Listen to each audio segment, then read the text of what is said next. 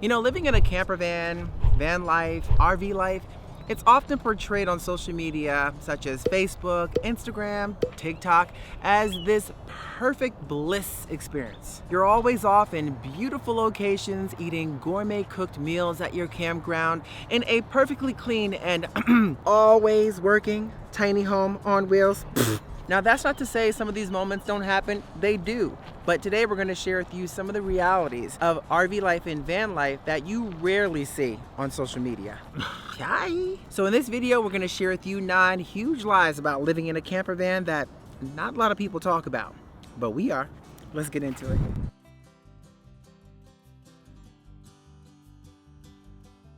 First up, You can park anywhere, right?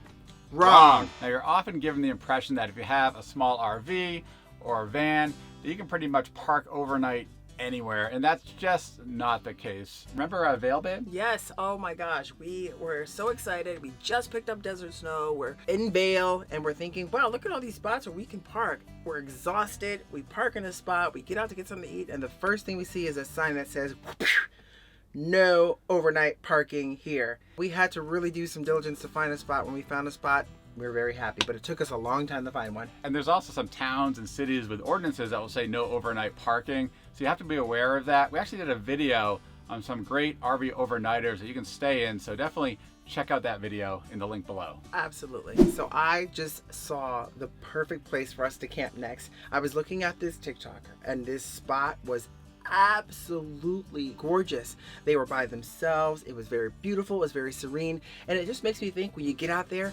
all campgrounds look like that. All campsites look like that, right?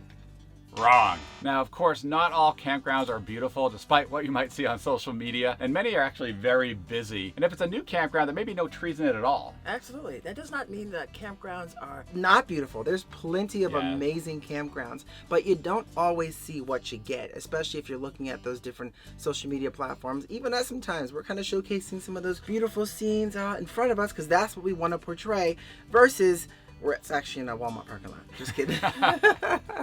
Amazing weather, all sunrises and sunsets. You know, while we all do enjoy a good sunrise and sunset, when you're living in a camper van, at some point in your life, you're gonna run into some bad weather. And I'm talking situations where, like for us, we had a hailstorm, and I'm talking hail that might actually damage your solar panels, break your windows, damage your home on wheels, and go even further, like tornadoes. They always tell you, get to the furthest, get to the lowest point, go to the basement. Well, you don't have a basement in your RV, right?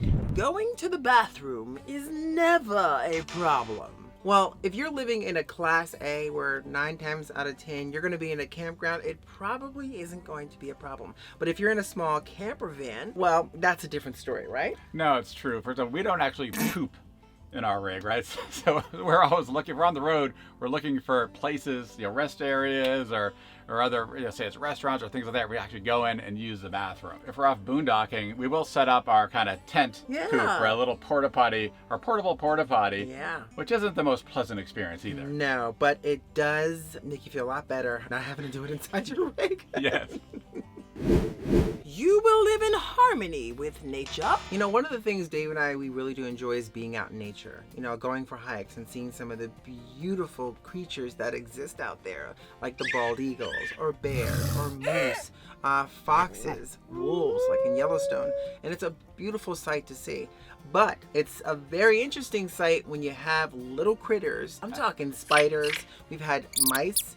Fortunately, we have 2 kitties, as you know, so they don't stand a chance. No matter how much I vacuum or keep things clean, it's a place for them to come enjoy. Spiders all the time. And remember that one time we almost had a black widow in here? That was very scary. That was very scary. So, you just have to understand you're not always going to be able to keep nature outside of your rig. So as long as you know that up front, you might start preparing for it early.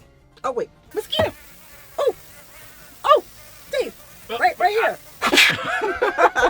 You will be taking these incredible open air showers in stunning locations with unlimited water. I think that's some magic.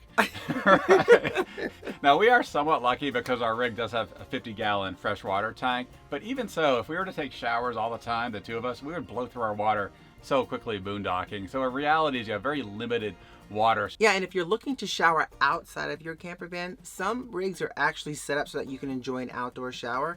While it can be really hard to find a private spot to do so, and you don't really want to have a shower with all your neighbors watching. No problems with extreme temperatures. Just follow the weather to moderate conditions. You see folks living in their camper vans during the summer and just really soaking in all that beauty that's around them. But what you don't see is a lot of times during those summer months, extreme heat can be really tough living in a camper van, unless you're living up in the mountains, right? No, it's very true. Extreme heat is really tough on camper vans. Trying to maintain a good temperature, the sun's beating down on the top, AC is working super hard, the batteries are draining quickly. Yeah, and if you have pets, you have to be even more attuned to the temperatures within your rig. And that can be tough, especially if you don't have a proper monitoring system. So I think for a suggested point, just get a proper temperature monitoring system that you can monitor from your phone, or just make sure you're not going too far from your rig and stay close to those four-legged beauties, like my four-legged beauties looking at me right now. Hi, Meowie. Hi, Mimi. Now in cold weather, it's a very different situation, Very right? different ball game. Yes, and you have to make sure your pipes don't freeze because there's not a lot of insulation in most RVs, and so it's very easy for those pipes to freeze when the temperature drops below freezing. Yeah, and if you see us showering in our rig in the freezing cold, it's because our rig can handle it, okay?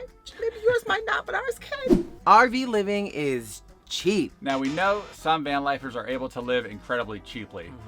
But for many of us, RV life and living in a camper van is not cheap at all. No, it's not. As a matter of fact, maintenance costs, you need to add those in there as well, can really take a toll on you, especially in the RV and van life. And just know this, it's going to happen. It's going to happen all the time because this is your home on wheels. Yes. So think of a home that moves. There's always going to be something that comes up. Doesn't mean you can't enjoy it.